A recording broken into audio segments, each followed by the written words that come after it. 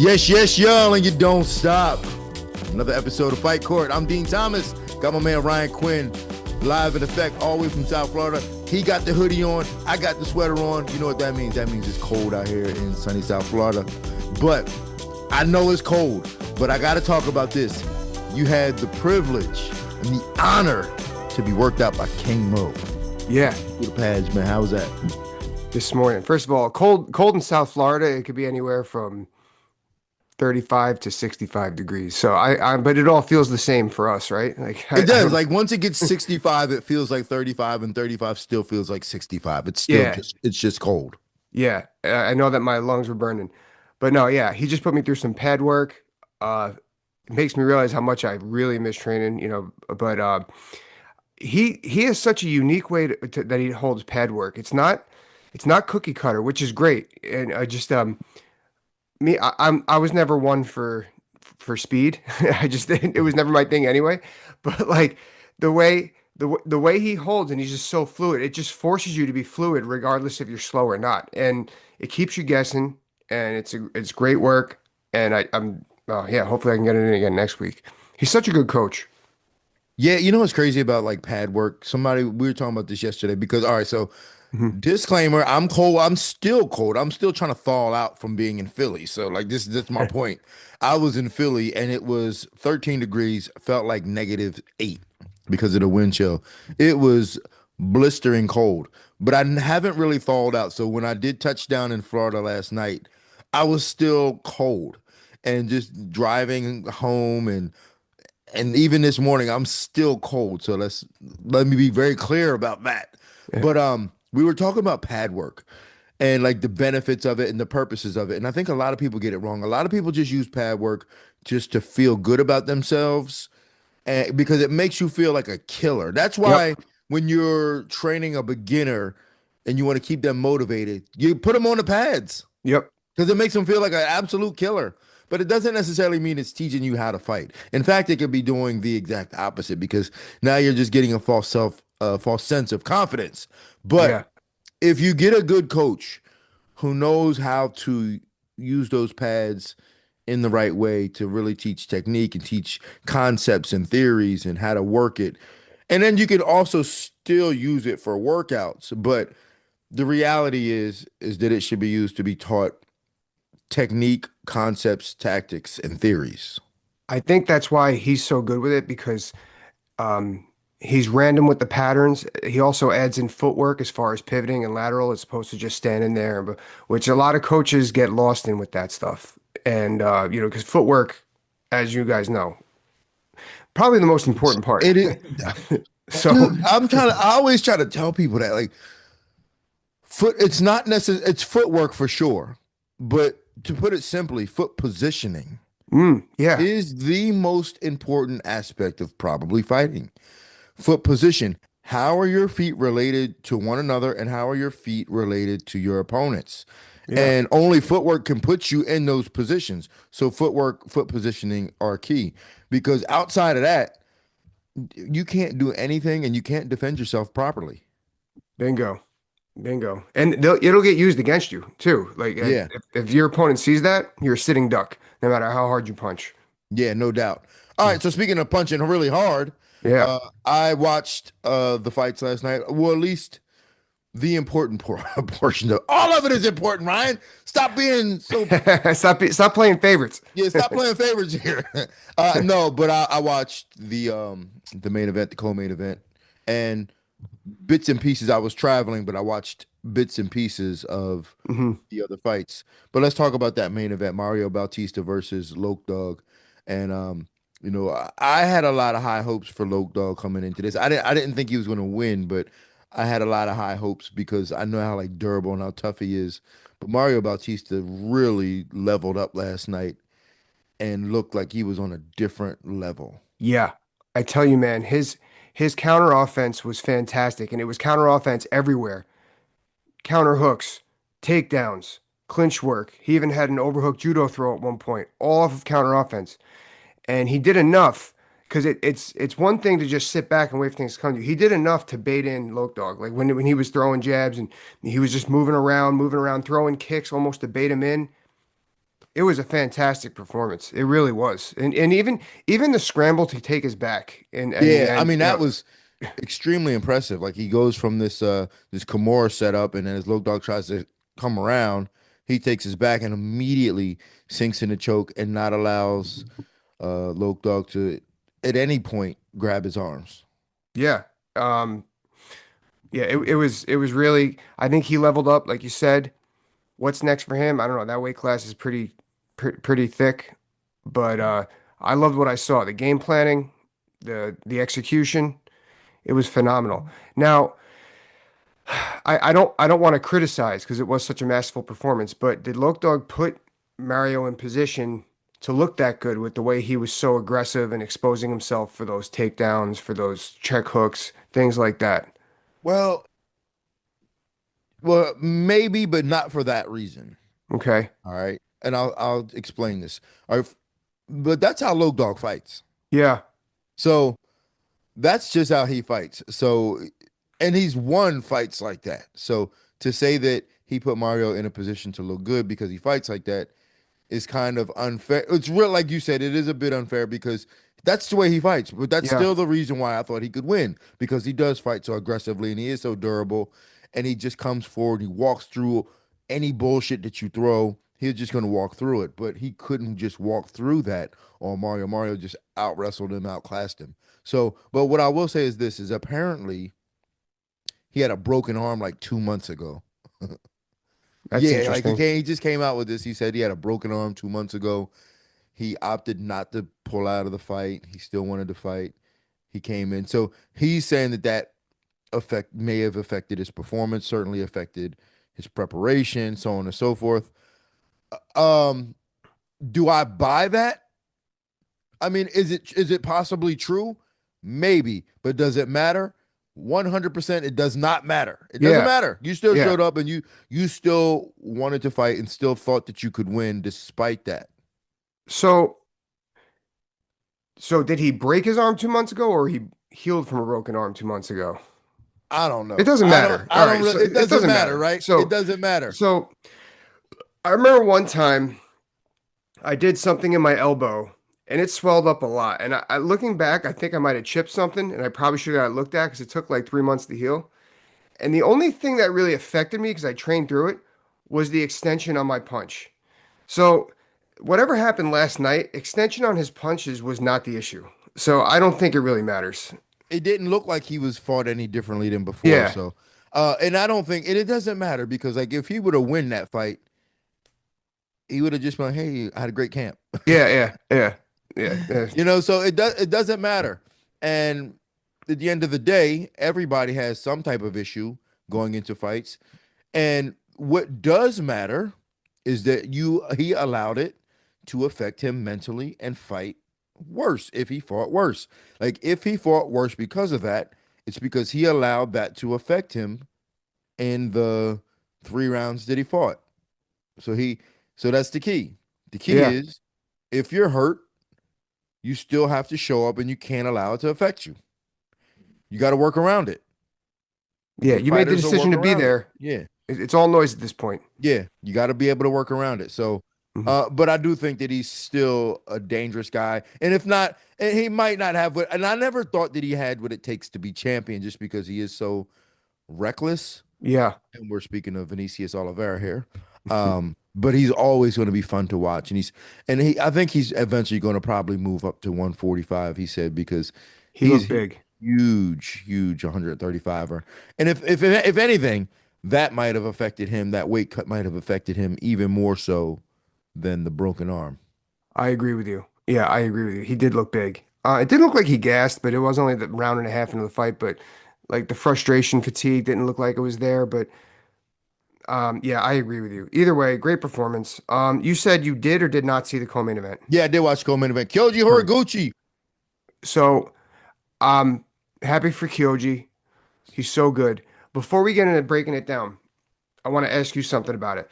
I actually, at first glance, I thought that Albazi won the first round.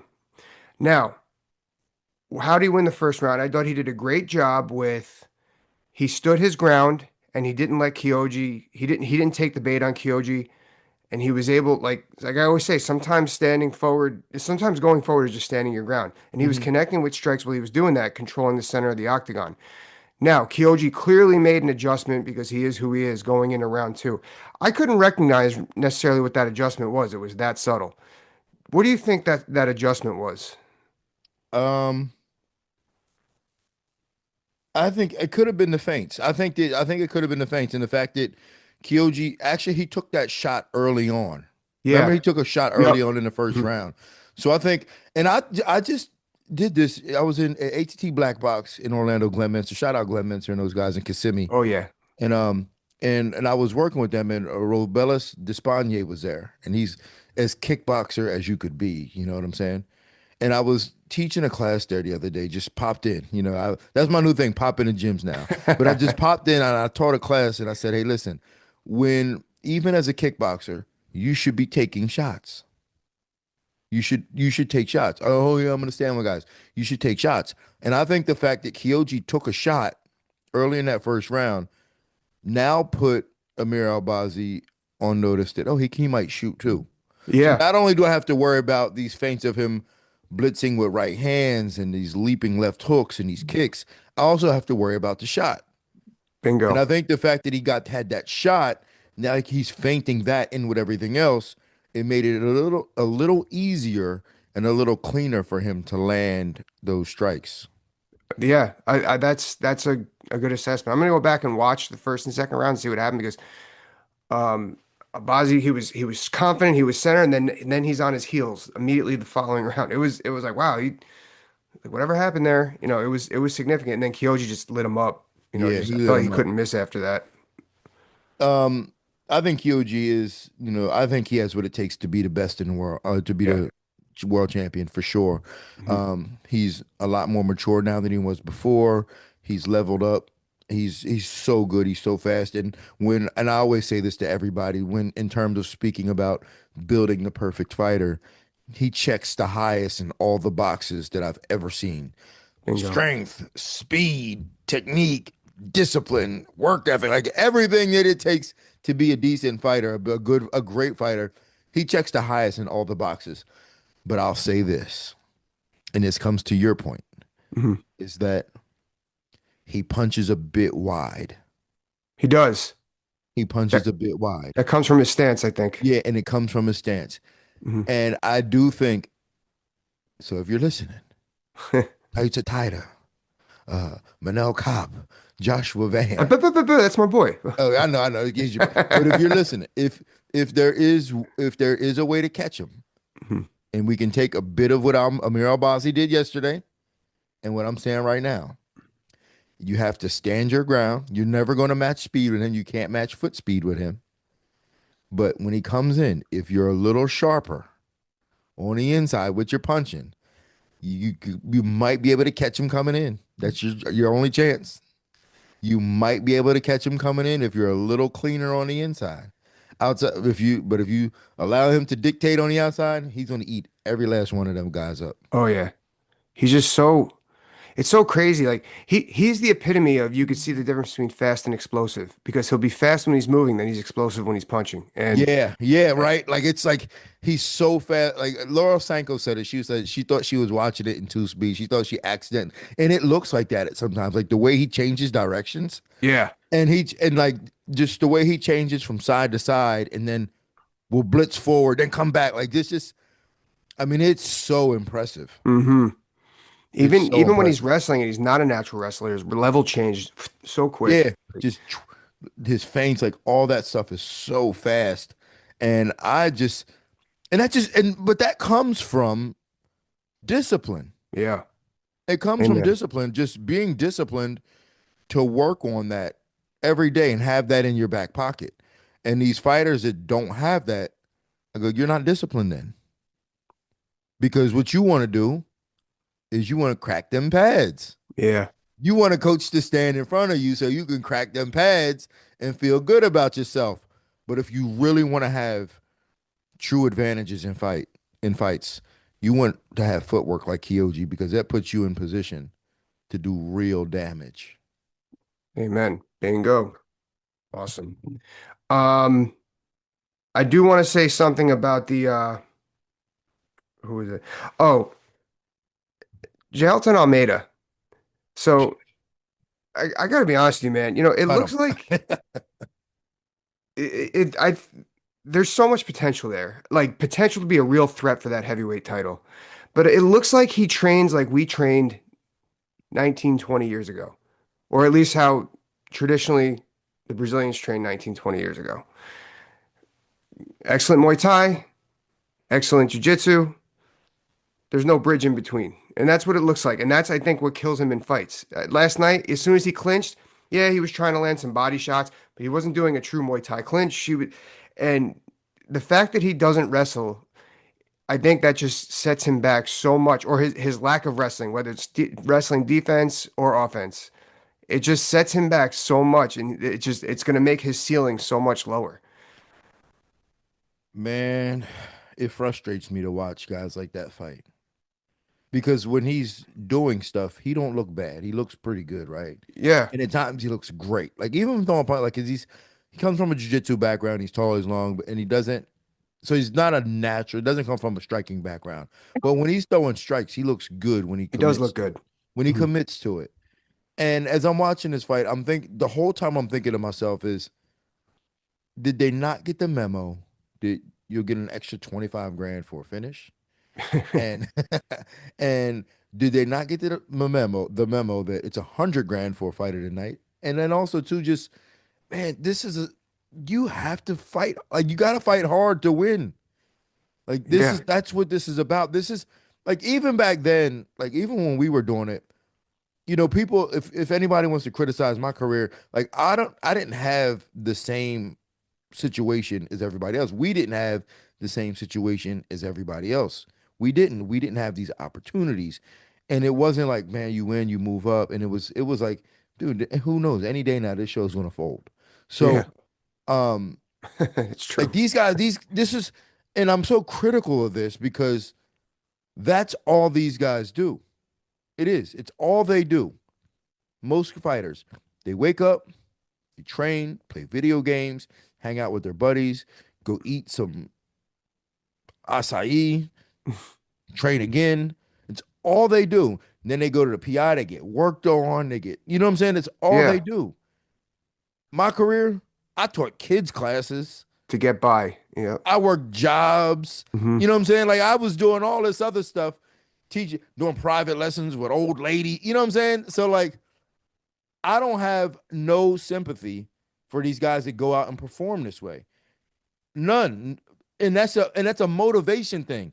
They perform in these uninspiring performances. I have no sympathy for that because this is all you do, and this is all we require of you to do 2 or 3 times a year is to show up for 15 minutes and give me your all. It's all we require. How you get there is up to you, but give me that on those 2 or 3 times days of the year.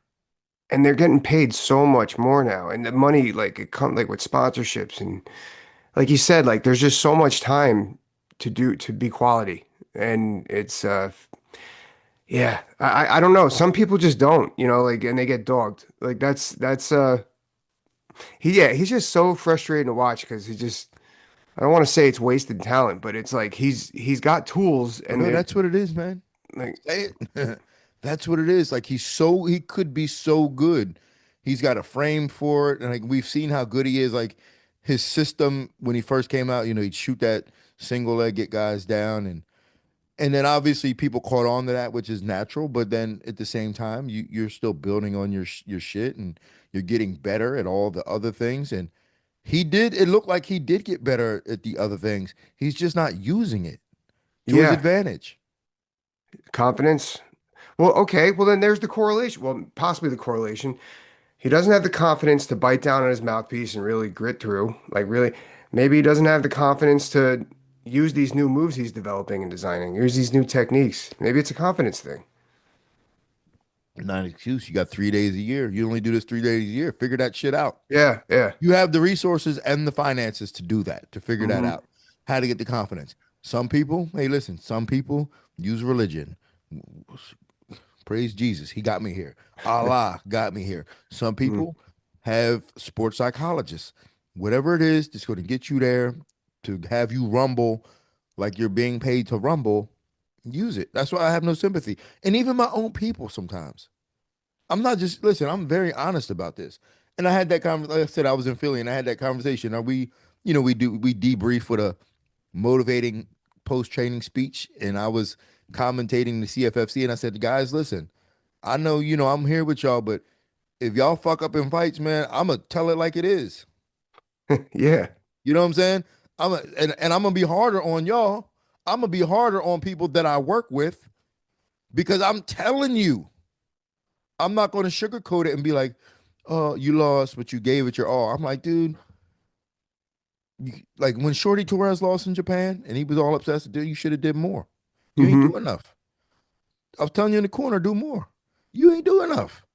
I'm gonna tell you, and I'm gonna be harder on you if you my people, because I'm telling you what it is. I know what it is, and I'm telling you what it is. Yeah. You want to feel good, go get a massage therapist. Yeah, and listen, and if that's what is gonna get you a better performance, Yeah. There's there's the movie. You ever see the movie Boiler Room with Ben Affleck? yeah, Like if you want a friend, go buy a dog. yeah. You want a friend go by? Yeah, I think Clean used to say that all the time.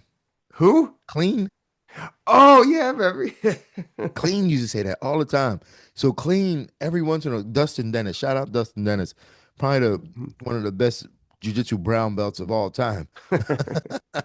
But he every once in a while he will randomly send me a video of like some old boxing, no caption, just he'll just send me a video of like old boxing or an old song, like old like Ice T song, or just some random I do video. that shit sometimes. That's the best. Yeah, I'm like, yo, this dude is out of his mind. He is out of his mind, but he was a revolutionary back in the day. Shout Hmm. out to him.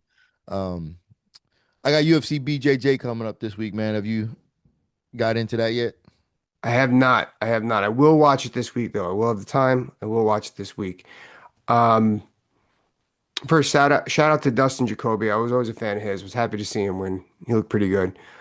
Oh, real quick, were you? Oh, you didn't. So Laura Sanko was kind of like slowly, politely killing off Alex Morono on his way to the octagon. It was kind of funny. She caught Oh, herself. really? She she was like she said something on like, yeah, Alex's his trophy case or his house is not going to be lined with UFC titles, and but that's not the story, and he could be proud of the career that he put together, and like, but like a send off almost. It's like whoa. And eventually, you could tell that she caught on that she was like, you know, putting him down, and she was like, oh, but there's still this fight, and it was kind of funny. It was funny, like it's like And whoa, then we he still got a goes out and fight gets coming up. Chill. shellackled. Yeah, yeah. He did Um, lose, but it was pretty funny. no, but Alex Morono is a guy who she's right though. Yeah. Yeah, Like and he he knows it, he it seems. He's very yeah. aware of his situation. But he's also overachieved. I think Yeah. timing was on his side when he came out because I always look at him like he's like the this generation's Aaron Riley. Yeah. Yeah, you know what I'm saying? Mhm. Just like Yep. but it caught up to him. Like he had some success early on just being really tough and durable and having like tremendous heart and Hmm. guts and just being able to catch guys and beat guys. And he's not the greatest athlete and he might not even have had the greatest skill set. I remember talking to Saif Saud about him, who coaches him, and was just like, yo, I'm just really proud of him that he's made it this far. And that's something that he should be proud of. And I think that's why he's still trying to maximize how many fights he can get because once it's gone, it's done. Yeah. But he's done such a good job with his career because this game is about your career and what you can make out of it, whether during the fighting aspect of it or even after. And he commentates events and he's got a very successful school and he's all built that off of what he's done inside of the cage. Wonderful. Love So hearing it. so in the grand scheme of things, like with the big picture is that he had an amazing career, right? Even though he wasn't the greatest fighter and he's on a four fight losing streak, he's had an amazing career in the grand scheme of things because of what he's been able to kind of do with the fighting aspect of it. Certainly, certainly, yeah. Shout out to him. And Uh, but one last thing on that, and you know why though? What I was saying before is like the opposite, like it's the exact opposite of like a Jailton Almeida. Like he went out in every fight, whether he won or lost, but he gave us everything. And that's why he's been able to really sustain this career because he was able to give us everything every time we asked it of him. Tale of two fighters. It's Yeah. pretty amazing. All right, before we wrap up, what do we have to look forward to at UFC BJJ this week? Oh yeah, UFC BJJ. We got Mikey Musumeci coming back. He's taking on Shea Montague. And that's an Nice. interesting matchup. When I first saw it, I was like, "Who?" But that's just like BJJ people are very, you know, elitist about that and who's competing and the big names and so on and so forth. But this kid is very worthy. He's and especially for an opponent like Mikey because he's got a similar style Yeah, where it's like really flexible and awkward and he learned in like a small area so it's really creative. He's got a really creative style, so it'll be interesting to see if Mikey can force him into Mikey's game because this guy seems pretty stubborn himself, so yeah. interested to see in that. But yeah, man, Ronaldo Jr. taking on Tariq Hopstock, and Okay. Ronaldo Jr. I think he might just be a little too physical for this rule set against a guy like Tariq Hopstock. Like Ronaldo Jr. is a savage, man. That guy is like he's like an MMA fighter, really. Like he's got these long arms. He uses them like he's like a jab, and he's snapping you down and beating you up. And Hmm. yeah, he's super athletic, and he's such a savage with his the way he uses his speed and aggression. Beautiful. Yeah, I always watch it like a week later. I gotta watch it this week. I'm so pumped about it because I love what it is. I love, we've already touched on that, but I love what they're doing with for jiu-jitsu, how they're booming it up. It's a fantastic show. And you're Yeah, all over it, so and I was hanging out with Nicky Rod. I was gonna say Mikey Rod, different Rod. I was hanging out with Nicky Rod this weekend, and he was like, "Yo, man, I asked him, I was like, yo, why haven't you got on yet?" And he was like, "It just," he said, "I want to." So like he might like that's what like the jiu-jitsu community is looking for. They want Nicky Rod and Craig Jones. They want these yeah. big names, and they haven't necessarily gotten them yet. They've gotten the accomplished grapplers, but they haven't gotten these guys yet. All totally. So I think that they're working on that. So hopefully we get a chance to see Nicky Rod at the UFC BJJ. That would be absolutely cool. Hopefully, who knows? Definitely. Definitely. So my man, what else? That's it. We That's good? it. That's it. All I right. love what Paramount's doing so far. I don't really the commercials don't bother me. I mean I watch everything on mute anyway. I don't care really what the corner's saying. I used to when my teammates were fighting and I knew people in the corner to text if if something was going on.